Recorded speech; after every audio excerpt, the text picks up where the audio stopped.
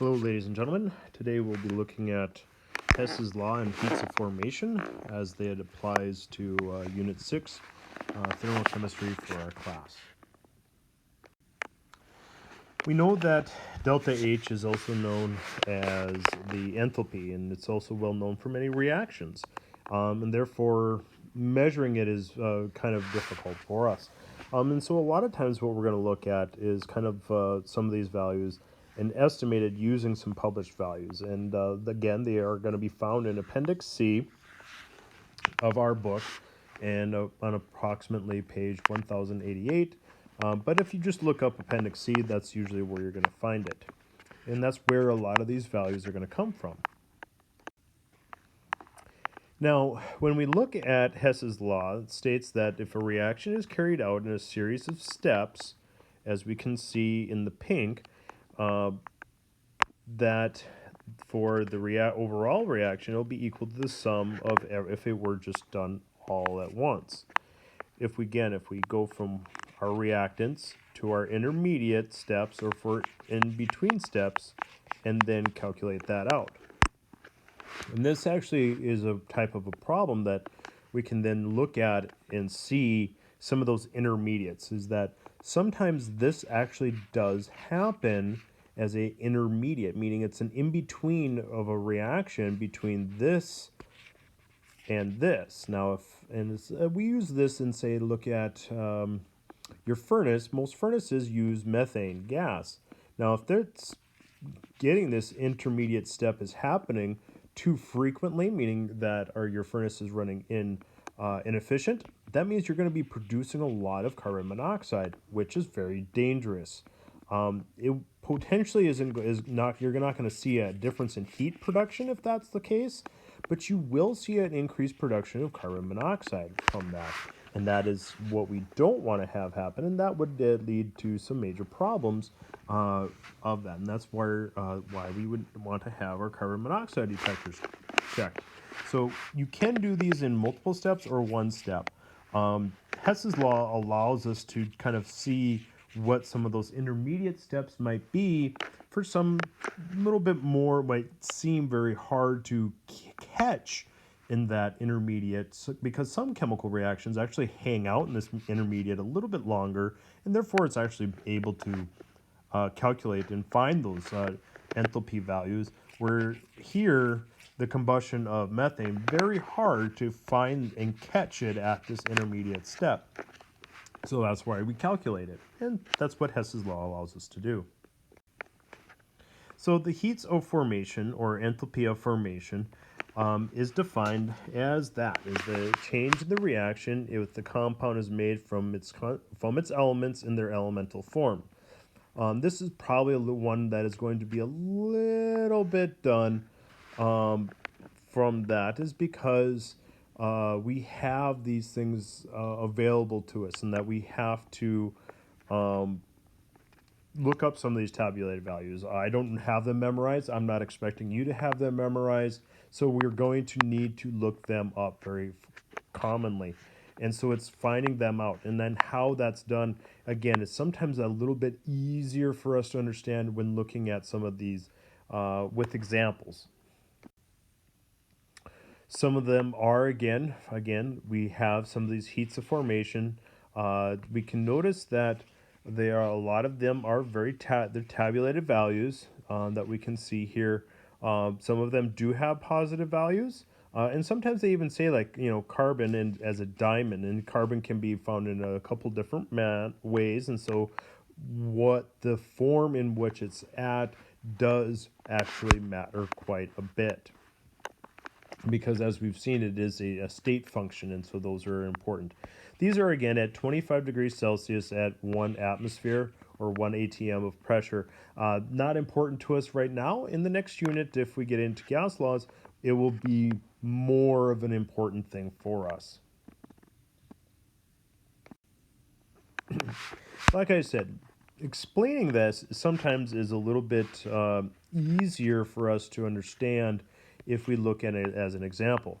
And so if we take this combustion here, and we take it and go into the, looks like a propane and the combustion of propane is going to give us a certain amount of energy given off. Well, how is that calculated out? Well, when we find out is we need to make propane from its elements, and that would be carbon and hydrogen. Now, to do that, that means I'll need 3 of that. And we use graphite because it would make more sense to have graphite present. And then we need to figure out, okay, if that's the case, but I also need to then utilize how much oxygen is present. And I'll also need 3 to give us the carbon dioxide. And so how do I make carbon dioxide? Well, from graphite and oxygen to make carbon dioxide. Well, then how do I make water as a product? And that's what I'm looking at here is those products. Now, ultimately, again, we would have that. Now, how do I know this works out? Well, if I look and I take and I eliminate the parts of the reaction that are on both sides, we will find that they eliminate out to give us the full reaction that we have written up there. And that's how we know we have it done right. Now, these values here that I've crossed out do have corresponding delta H or enthalpy values in the pink. Now, by erasing some of these, it'll make maybe a little bit more sense that we'll be able to have and point out some things is that sometimes these reactions might not be in this direction. They might be flipped. And so to do that, what we do with that is if the propane was over on the product side and it's made from graphite and hydrogen, and that's usually probably how it would be written, is that we would flip it. And when we flip the products and reactants, we also then would change the sign that is associated with it. And so that's where why some of these values are going to be different than what we look up, because they have flipped them. And I think there are some examples in our Master in Chemistry that cover that a little bit more in depth. It is just kind of like some math that I know have probably done in your math classes.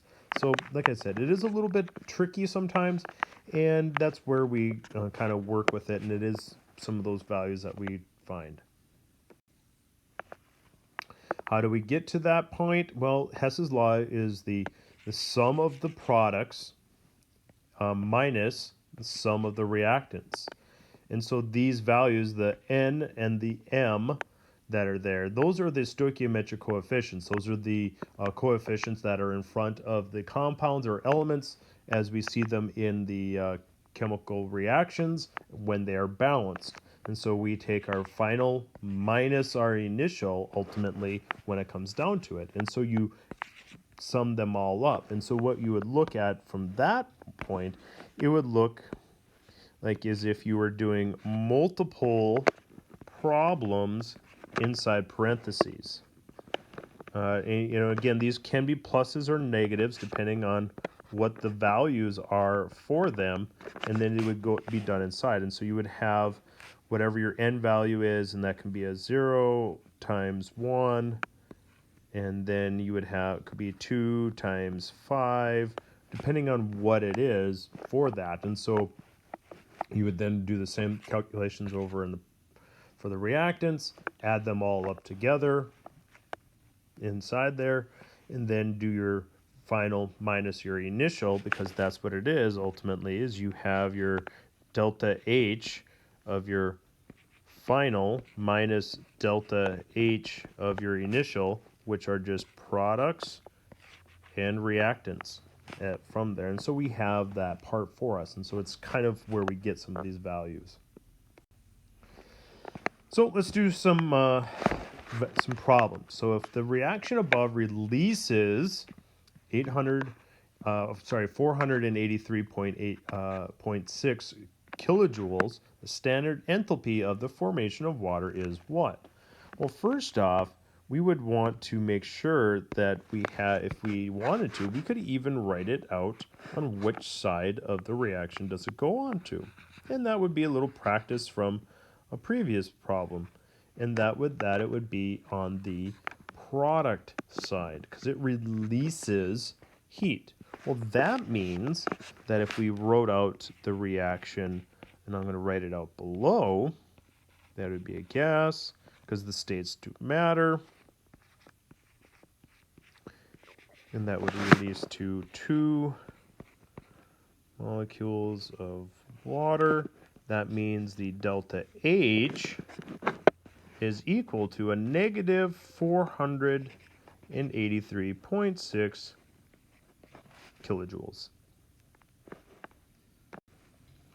Now, what is the standard heat of the reaction for the formation of 1 mole of carbon monoxide with oxygen to form carbon dioxide? We're going to have to do some things with this one that maybe isn't really straightforward, always easy for some students to understand. First off, I'm going to have to write my chemical reaction. Well, I want to have 1 mole of carbon monoxide gas. What does that mean I have to do? Well, that means to make my life easier, to make the stoichiometry easier, it's going to be a lot better if I just use 1/2 of an oxygen molecule, because that would mean 0.5 times 2 gives me just 1 to make carbon dioxide gas. Oh, better put my little gas there so I know what I'm talking about. And so therefore it's balanced. Now this is important because if we can see, and I start putting some things together here, there are some values that I need to add into this. The value that I have for carbon monoxide, again, it's a tabulated value that I have to look up, or you have to look up. They are, again, they're available to you. It would be 110 kilojoules. Well, the oxygen plus 1/2, well, it's actually going to be 0. And I know, and so I use that. And so any number times 0 is just going to be 0. And that's going to be very easy to kind of make my life easier. And that's what I do. You know, Peterson, you know, we always say the chemistry is Peterson just making our lives easier. And there you go. We're just making your life easier by using that 1/2. Even though we've always said you're not supposed to use a 1/2 unless you're supposed to use a 1/2, and this is one of those situations. I looked up the tabulated value for carbon dioxide to be a negative 393.5 kilojoules. Now, if I remember back from Hess's Law, that means that I need to have my products of 393.5, and since it's just 1, that's why I can keep it as just the value there. I'm going to put it in parentheses anyway, and I'll minus my value from my reactants of a negative 110.5. Now, I could put the 0 in there and add it to that, but we know that that's how it would work. Now, we also know, based on our understanding of math, that the positives there, or the negatives, would cancel out in adding, so we would have that, or multiplying, I'm sorry. And so ultimately, we end up having the math equation of negative 393.5 plus 110.5 to give me the answer of a negative 283.0 kilojoules. Oh, should make sure it's in kilojoules.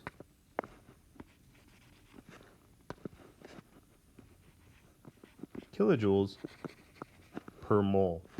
So it's a step-by-step process that we use to get to this part of the answer.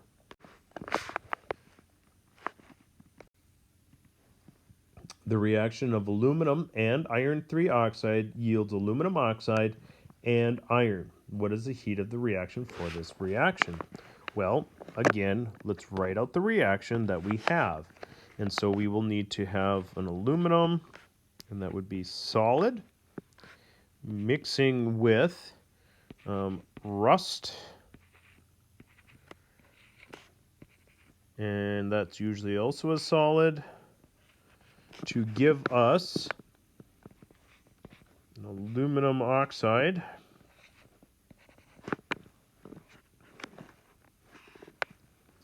and iron. That's probably going to be a solid, and iron as well.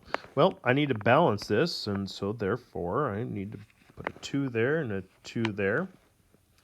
Now I also need to add my values in, so I'm going to make this a little smaller here so I don't run out of room.